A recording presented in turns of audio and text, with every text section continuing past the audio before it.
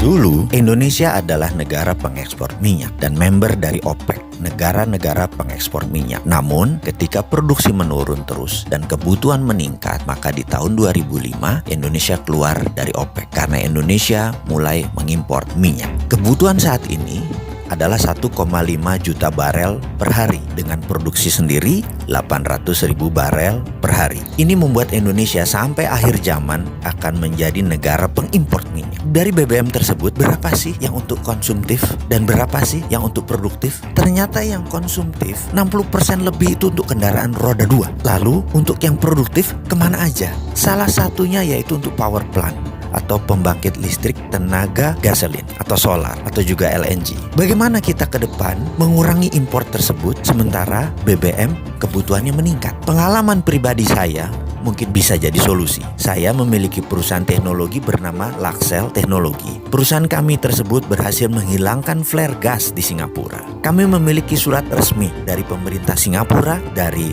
Shell, dan dari Mobil Oil atas suksesnya menghilangkan 5 flare gas dan menjadi zero flaring. Dengan teknologi ini, bagaimana kalau kita membuat dua hal dengan satu tenaga? Kita menjadi negara pertama di dunia yang berhasil menghilangkan gas suar bakar atau flare gas, dan kedua adalah kita menjadi negara yang mendukung lingkungan hidup, yaitu fight global warming. Kita tahu bahwa saat ini ada lebih dari 700 mm SCFD. Flare gas dibakar setiap harinya di 8 provinsi di Indonesia. Terbesar di wilayah Sumatera dan di Blok Cepu. Sekali lagi, flare tersebut dibuang percuma. Kalau dinilai dengan uang, maka nilai 700 mm FCFD itu adalah 5 triliun rupiah per tahun yang kita buang. Kedepan mengapa kita tidak memanfaatkan sampah ini? Flare gas tadi jugalah yang membuat Indonesia dalam statistik global warming lingkungan hidup dunia memberikan kontribusi penyebab panas bumi lebih dari 5%. Saya jamin dalam 5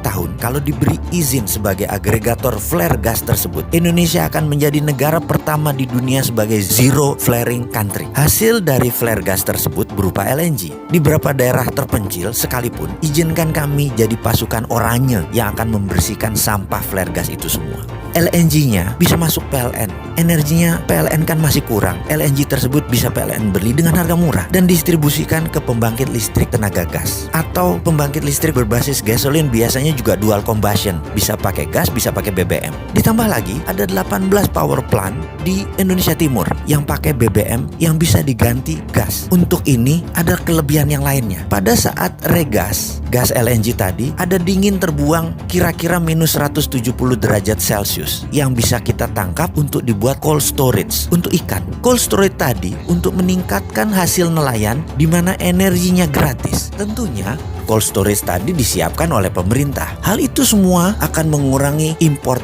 gas 5 triliun per tahun. Juga PLN mendapatkan LNG. Apa syaratnya untuk itu semua? Cuma 2, yaitu PLN menerbitkan GSA, Gas Sales Agreement, dan negara kasih izin flare gas agregator. Semoga ide ini bermanfaat.